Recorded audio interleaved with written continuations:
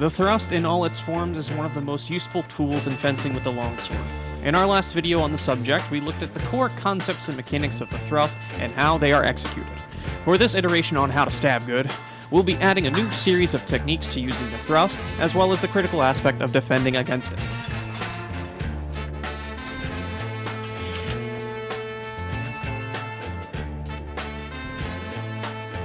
Vadi's particular defenses and uses for the thrust are quite intuitive for the discerning fencer of any background or tradition. To begin, we will be talking about defense, playing in wide measure where the thrust is most often used. Vadi's prescription is a simple beat or countercut of any stripe to knock the thrust wide, followed soon after by another cut. When accompanied with evasive footwork, the fencer can make it past the point or move offline where it is safer for them to land the hit.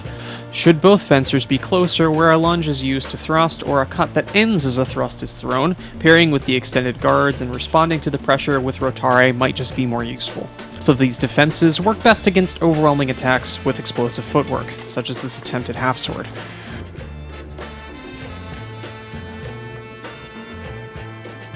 When dealing with fencers approaching in a centerline guard, probing to check their responses, followed with a beat or blade engagement that knocks them away and opens up an attack behind their sword is another example of these principles.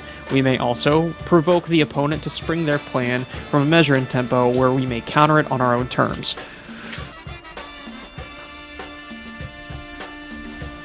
The overwhelming nature of a thrust delivered with solid footwork often results in grappling. Most of the basic principles from before still apply. A strong beat or parry will open us up to many options so the person throwing the thrust end up close enough to where we may come to grips. As a left-handed fencer, the blade wrap as shown is a bread and butter action of mine due to the ease at which I may yield in the bind as my opponent has committed themselves forward. But playing in Stretto has as much variety as does playing in Gioco Largo or the Mezza Spada. It would be smart of you to practice these plays as well as how to foul correctly, so you may open up your game. Should you find it difficult to succeed with grappling, simply shoving the opponent's arms or body with your own to open them up for a cut, thrust, or pommel will serve you well. Just remember that you must always do this after the opponent's point is no longer a threat. Should we ourselves be delivering the point or any hit for that matter, it is sometimes in our own best interest to grapple if we don't think we can retreat safely with cover. Described in the chapter on fencing against a person who makes rising blows their primary tool in the fight is the action known as drizzando, or straightening, an excellent technique to cover against opponents waiting in sneaky low guards or holding the center line. Starting from one of our point forward guards typically, we simply bring the point forward to cover their sword and constrain the line we wish to thrust upon, finishing with a turn into an extended guard on that side. While the examples shown use Sagittaria and Breve Longhezza, starting from different guards like Posta di Donna and ending in others such as Posta Longa are 100% legit.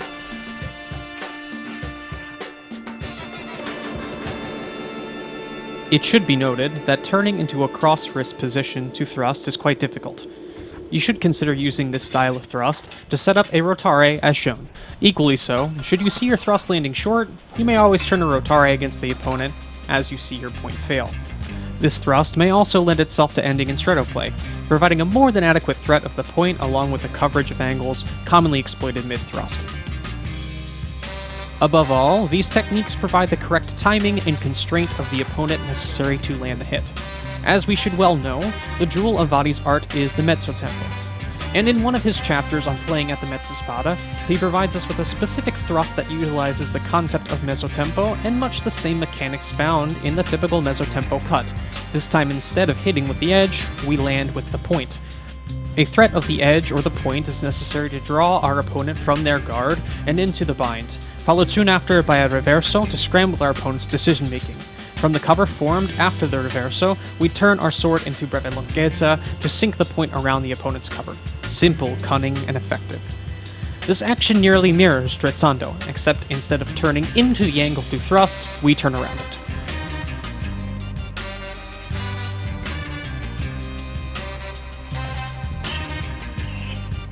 As the master says, if the thrust does not exit quickly, it leaves the fencer exposed. Thus, a consideration we must make is practicing a safe finish to prevent the opponent from landing a rogue hit. Another specific concern for our mezzotempo thrust or any similar technique is the opponent parrying wide mid-action.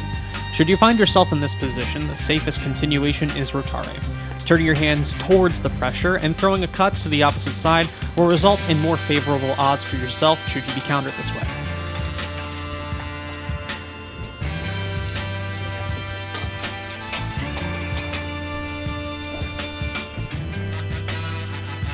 To bring it back to counters before we send off is the tried and true mezzotempo cut.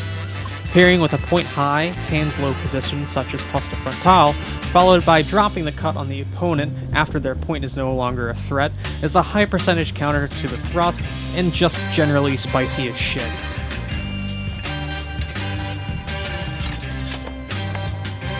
With all of that said, that's a wrap for this episode of Hipster Longsword. Hope you all enjoyed and have something to take back to your club. I'm Connor Kemp-Cowell. This is the Sinestro channel. Thanks for watching, please like and subscribe, and I'll see you nerds next time.